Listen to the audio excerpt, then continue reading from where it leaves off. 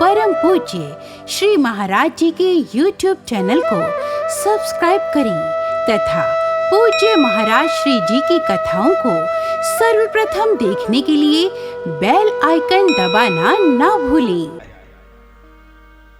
और इस प्रथम श्लोक में भगवान श्री कृष्ण का तीनों स्वरूप समाहित है। भगवान का स्वरूप क्या है वो भी इस श्लोक में दर्शन होता है, और भगवान का स्वभाव कैसा है ये भी इसी श्लोक में समाहित है, और भगवान का प्रभाव कैसा है ये भी इसी श्लोक में बताया गया है। इस सच्चिदानंद रूपाय विश्वोत्पत्त्यादि है तमे तापत्रय विनाशाय श्री कृष्णाय वयं नुमः। सच्चिदानंद रूपायो, सतचित आनंद ये भगवान का स्वरूप है, और विश्वोत्पत्त्यादि हेतवे ये भगवान का स्वभाव है, और तापत्रय विनाशाय ये भगवान का प्रभाव है। प्रेम से कहिए श्री राधे। भगवान सत चित आनंद के स्वरूप है। भगवान को सत्य कहते हैं। क्यों कहते हैं?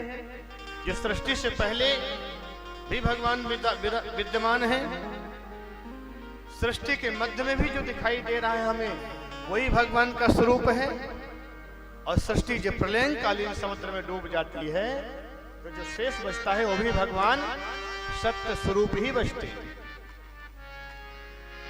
तो भगवान त्रिकालाबाधित सत्य हैं, आदि मध्यांत सत्य हैं, हर प्रकार से सत्य है, इसलिए उनको सत्य कहा गया है और सत्य स्वरूप है। चित्त माने प्रकाश।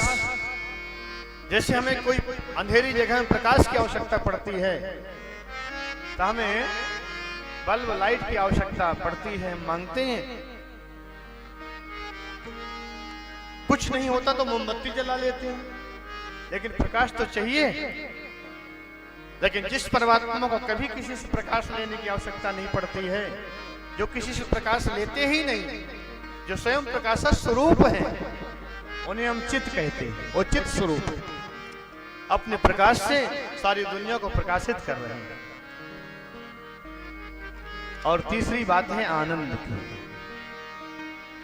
आनंद किसे कहते हैं?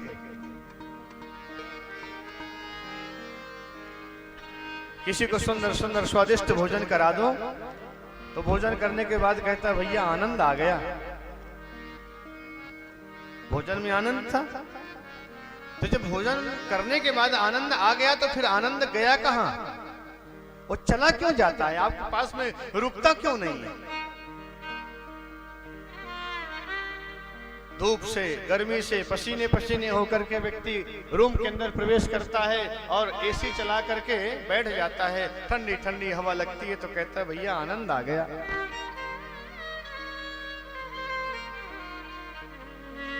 अरबों की संपत्ति एकत्रित कर लिया, समाज में पद प्रतिष्ठा पा गया तो कहता है आनंद आ गया।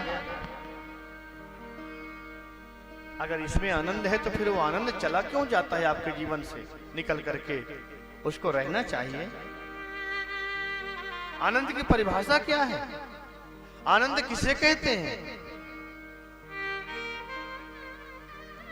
और एक बात और बता दें, दुनिया में जितनी भी वस्तुएं हैं सबका उल्टा कुछ ना कुछ होता है। दिन का उल्टा रात्रि, रात्रि का उल्टा दिन, विद्वान का उल्टा मूर्ख, और मूर्ख का उल्टा विद्वान। होता है नहीं?